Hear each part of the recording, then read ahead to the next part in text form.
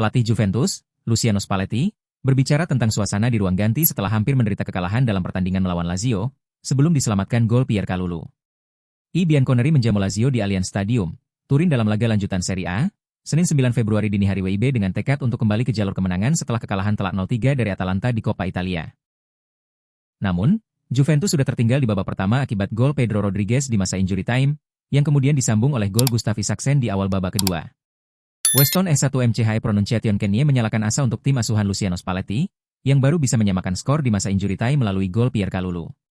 Setelah laga, Spalletti menyadari bahwa timnya masih perlu menjadi lebih baik lagi. Namun, dia tidak akan ragu memuji anak-anak asuhnya di ruang ganti, mengulas reaksi dan juga mentalitas yang ditunjukkan di lapangan. Kita perlu menjadi lebih baik lagi, kita telah membuat kemajuan besar.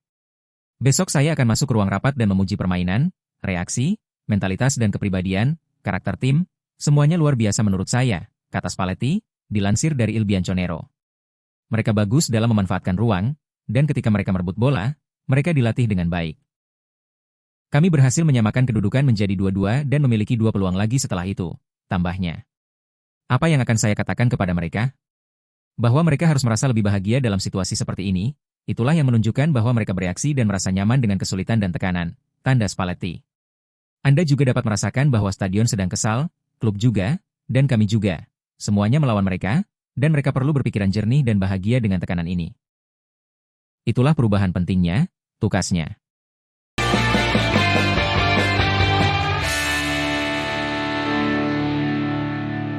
Inter Milan dengan percaya diri melangkah lebih dekat menuju gelar juara Serie A usai menundukkan Sassuolo dengan kemenangan telak 5-0 dalam laga yang berlangsung di Mapei Stadium. Federico Di Marco menjadi bintang di laga tersebut, menyumbangkan 3 assist dan menunjukkan performa mengagumkan dari posisi bek sayap kiri. Pada babak pertama, pasukan Nerazzurri memastikan keunggulan lewat gol-gol yang dibukukan oleh Jan Bisek dan Marcus Thuram. Sementara di babak kedua, Lautaro Martinez, Manuel Akanji, dan Luis Enrique menambah pundi-pundi gol untuk membawa Inter kian menjauh dari lawan mereka. Dengan rival utama, AC Milan, yang tidak bertanding di Liga pada minggu ini, Inter kini kokoh di puncak klasemen Serie A dengan keunggulan 8 poin setelah melewati 24 pertandingan. Kemenangan besar kali ini tentunya semakin mempertegas posisi Inter sebagai kandidat kuat peraih Scudetto musim ini. Kerjasama apik dan kecepatan dalam melakukan serangan membuat skuad asuhan Christian Chivu tampil dominan. Kinerja para pemain belakang pun tak kalah impresif, menjaga clean sheet dan memblokade setiap serangan balik Nero Verdi. Bagi Sassuolo, ini adalah malam yang berat dengan hampir semua lini tampil tak maksimal, terutama dalam bertahan dari bola mati yang menjadi titik lemah utama mereka. Sedangkan bagi Inter, sorotan tertuju pada Di Marco yang berhasil mencatatkan 11 assist musim ini, menjadikannya bek dengan assist terbanyak sejauh ini.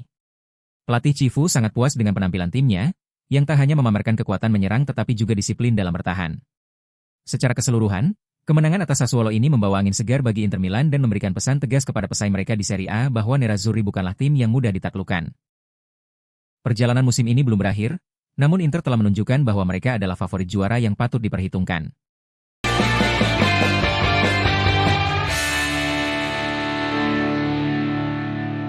Santiago Gimenez baru saja mengirimkan sebuah pesan positif kepada para pendukung AC Milan mengenai kondisi pemulihan cedera engkel yang dialaminya.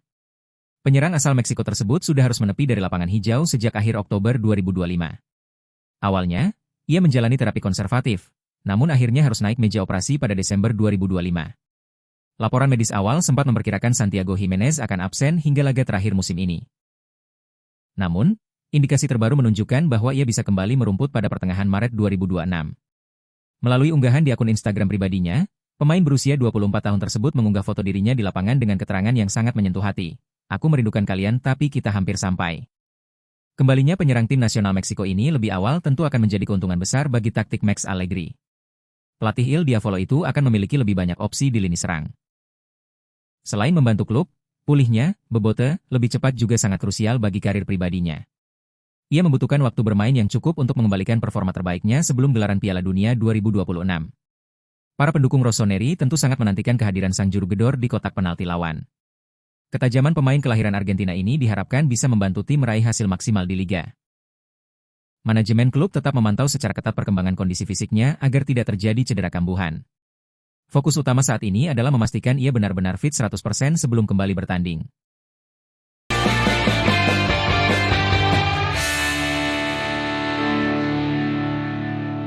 Antonio Conte mengatakan bahwa krisis cedera yang absurd di Napoli menjadi pengungkap soal kelemahan klub dalam bisnis transfer mereka. Juara bertahan Serie A mengalahkan Genoa 3-2 pada hari Sabtu 7 Februari berkat penalti Rasmus Højlund di menit-menit terakhir. Conte kembali tanpa sejumlah pemain kunci, Kevin De Bruyne termasuk di antara nama-nama bintang yang masih absen karena cedera. Sementara itu, Romelu Lukaku menjadi pemain cadangan yang tidak dimainkan. Dan kekhawatiran Napoli akibat cedera semakin bertambah ketika Scott McTominay, yang mencetak gol menakjubkan di babak pertama, terpaksa ditarik keluar, sementara Juan Jesus mendapat kartu merah di babak kedua. Conte sebelumnya mengkritik cara Napoli membangun skuad, dan sekali lagi ia mengungkapkan kekecewaannya. Ini musim yang absurd, tentu saja, kata Antonio Conte kepada DAZN, dikutip dari Football Italia. Jika kita adalah orang-orang yang cerdas, kita semua seharusnya merenungkan susunan skuad, strategi transfer yang telah kita lakukan, karena dibandingkan dengan tim lain, kita memiliki skuad yang sangat terbatas. Kita bahkan tidak bisa mengandalkan akademi.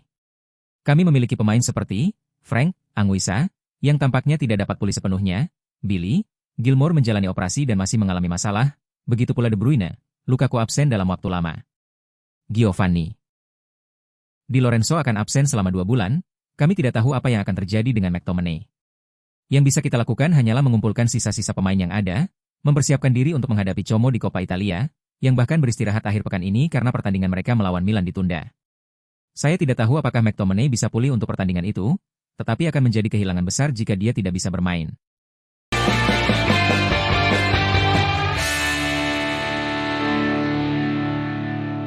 AC Milan dikabarkan menyiapkan dana sebesar 8 juta euro untuk memboyong striker muda berbakat, Andrej Kostic, dari Partizan Belgrade di musim panas. Laporan dari Daniel Longo menyebutkan bahwa Rossoneri sebenarnya sudah mencoba merekrut penyerang berusia 19 tahun tersebut pada Januari lalu, namun kesepakatan belum berhasil dicapai antara kedua belah pihak. Kostic telah menunjukkan performa luar biasa di Liga Utama Serbia musim ini, dengan torehan 8 gol dan rata-rata mencetak 1 gol setiap 70 menit, yang menarik perhatian manajemen Il Diavolo. Klub asal Serbia tersebut dikabarkan mematok harga 10 juta euro, namun tim asuhan Massimiliano Allegri optimistis bisa mengamankan tanda tangan sang pemain dengan tawaran senilai 8 juta euro tersebut. Zlatan Ibrahimovic dan Jovan Kirovski menjadi sosok kunci dalam negosiasi ini, setelah keduanya sepakat untuk melanjutkan pembicaraan dengan pihak Partizan Belgrade demi mewujudkan transfer tersebut di akhir musim nanti. Andrej Kostic sendiri dikabarkan sudah memberikan lampu hijau untuk pindah ke San Siro, dan manajemen Rossoneri disebut telah menjalin kesepakatan pribadi dengan agen sang pemain, Darko Ristic.